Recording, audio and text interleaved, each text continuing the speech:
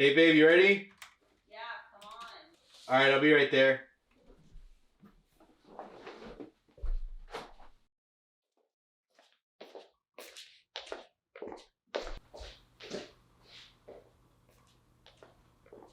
Have you decided what we're gonna watch? I thought we were gonna watch something funny. Meh. Kind of wanted to watch something scary. Ooh, I got just a show.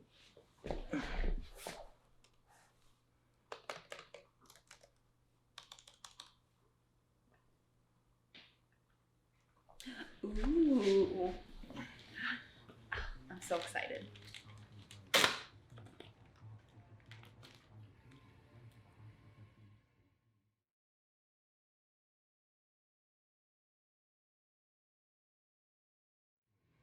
Hey, are you awake?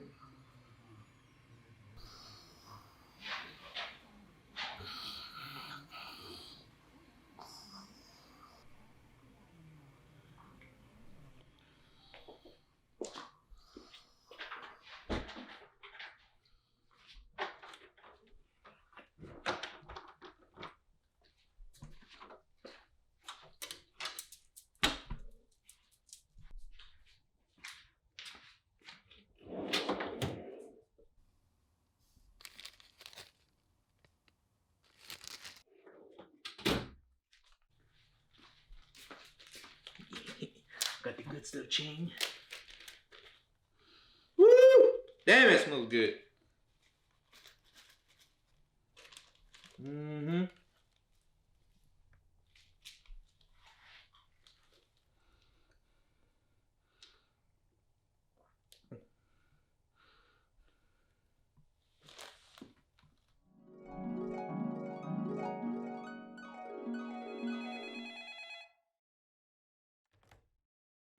Operator, what is your emergency? Yes, my name is Claudia. I would like to request a wellness check on my son, Sal. Sure, I can get right on that. What seems to be the problem, Claudia? I'm just worried. I haven't seen him. I haven't been able to contact him for the past few days, and anytime I call him, the phone goes straight to voicemail. Okay, we'll send someone right over. Can I please get your full name and phone number so we know where to reach you? Of course. My name is Claudia Jean, and you can reach me at 555-5555. Okay, I got your information down. You should be receiving a phone call in the next few hours. Thank you. And that's the phone call that started our investigation. When officers first arrived at the scene, they noticed the door was slightly ajar. Once inside the home, it became apparent that there was a struggle. Officers found the victim lying in a pool of his own blood. As we processed the scene, we were lucky enough to find one partial fingerprint and collected numerous hair samples.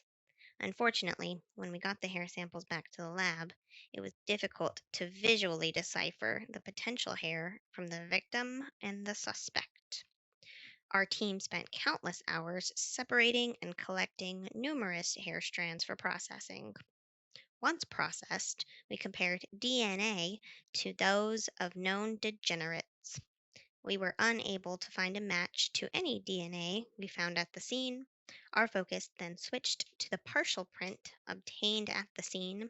Again, we ran it through our printologist database and found no matches. We were at a dead end.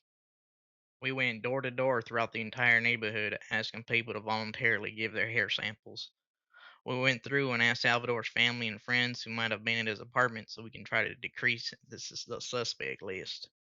From our door to door investigation, we found one individual whose hair came back as a positive match to the samples taken from the scene.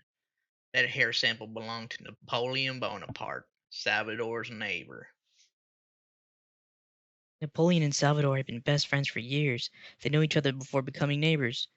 Napoleon used to come over Salvador's to watch Chemical X. Napoleon has come to family events. We considered him part of the family. So, it made sense for Napoleon's hair to be found at the scene, but it was suspicious for us when Napoleon refused to give us his paw print, given his overall relationship with the family. At this point, we felt our investigation was at a standstill. We had media, the family, and the president pressuring us to get this solved and get someone convicted of the crime. The DA contacted the FBI to use their multi-level searchinator to try to find a match for the DNA. We knew that for a crime this heinous, our killer had to be in a system.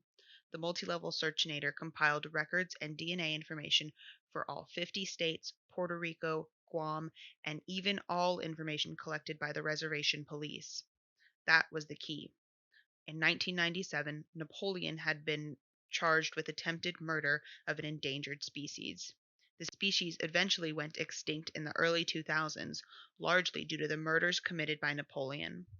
During Napoleon's time at the Charles Forever Correctional Center, the reservation obtained his DNA, fingerprints, and a detailed record of his body modifications. The FBI's access was a turning point in our investigation. As soon as I got the confirmation for the lab, we went to arrest Napoleon. We found him at his home, lounging about like he hadn't committed a murder. I was so grateful for the detectives and the entire team that solved this case. My son could finally rest in peace with his killer behind bars. Next on Can You Trust Your Neighbor? We have an exclusive interview with murderer Napoleon Bonaparte. After 15 years of silence, the unforgettable killer speaks. Sal and I were best friends, up until he started getting a big head and paying more attention to others than me. I came over as usual to watch Chemical X, and he started gloating about all his other friends. I couldn't stand it. I got up and pretended to get something to drink, and as soon as I saw my chance, I took it.